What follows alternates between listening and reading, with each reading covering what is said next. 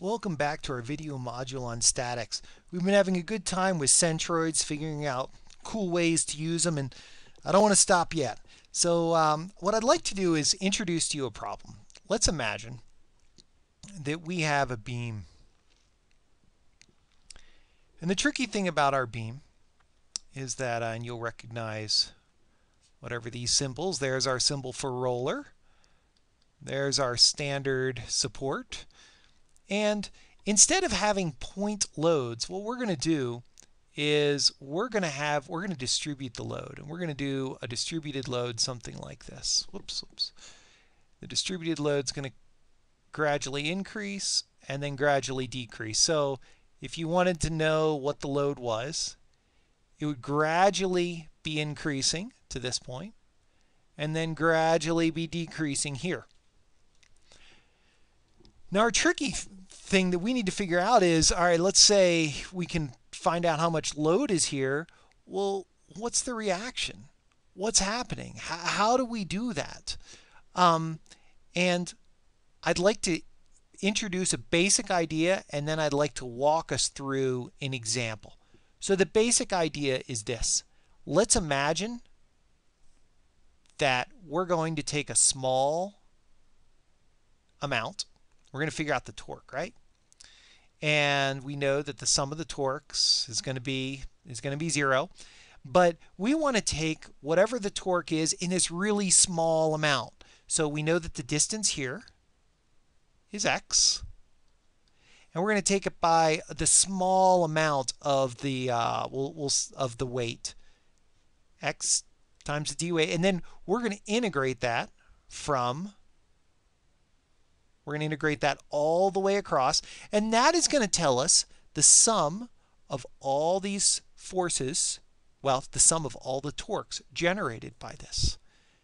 And we'll say that the roller, that's going to be, in the negative direction, and the roller is going to be,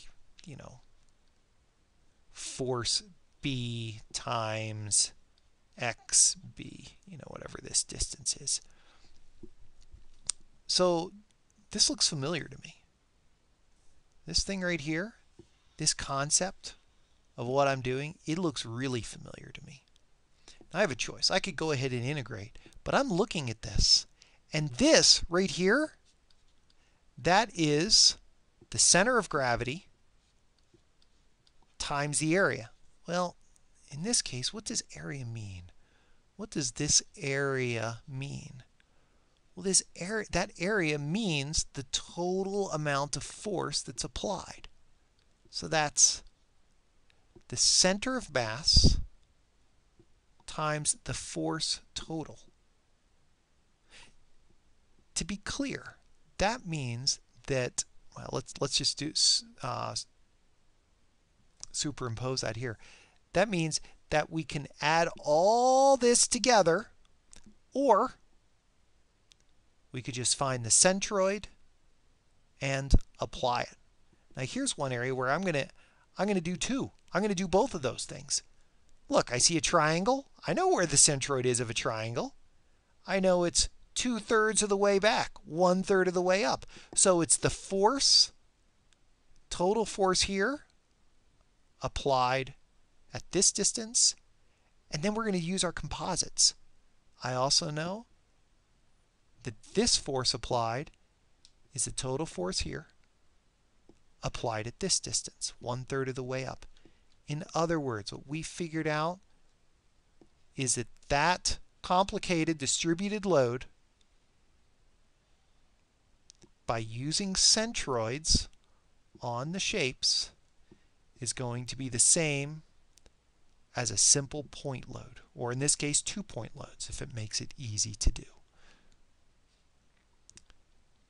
Here we go.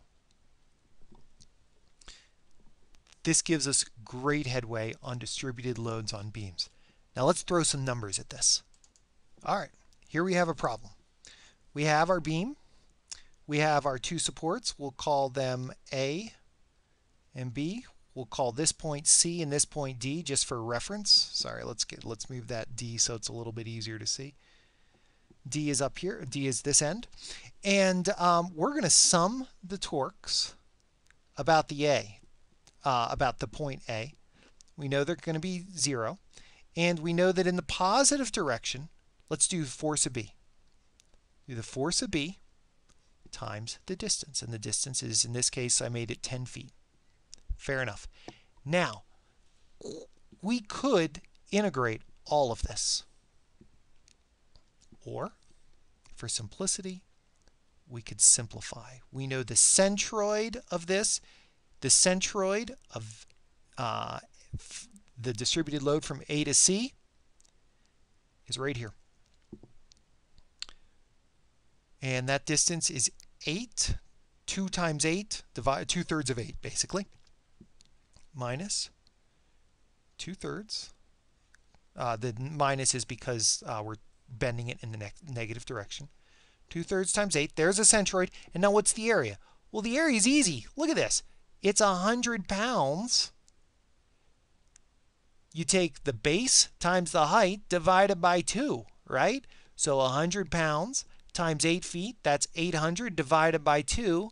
There's 400 is the area of that triangle. Now we're going to do that again. We're going to subtract. Let's say 100 times 4, so 100 is the height. 4 is the width here. Okay, we're going to divide it by 2. Now the question is, what's the, that's going to give us the total area. What is the centroid location? It's about right here. It's going to be 8. So we're going to first get it right here. And then we're going to add 1/3 of this distance. Well, this distance is 4. So it's going to be 4 divided by 3. Whoops. Plus 4 divided by 3. Let's add them up and see what we get. Well, first let's move everything to their appropriate sides. So we get 10 times force B equals, let me pull out my calculator. And with my calculator, I see that the first term is 2133, and the second term is 1860, basically. We'll say 7. How convenient. We're going to add those together, and we get 4,000.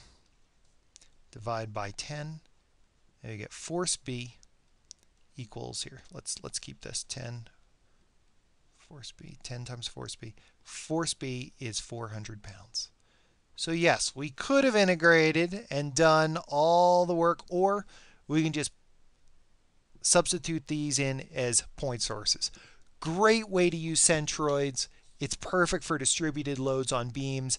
Not only does it work when we have nice, easy shapes like this, but if push comes to shove and we have to integrate, we also have the tools to do that. I hope you can find a way to use this on your problems, and I look forward to seeing you on our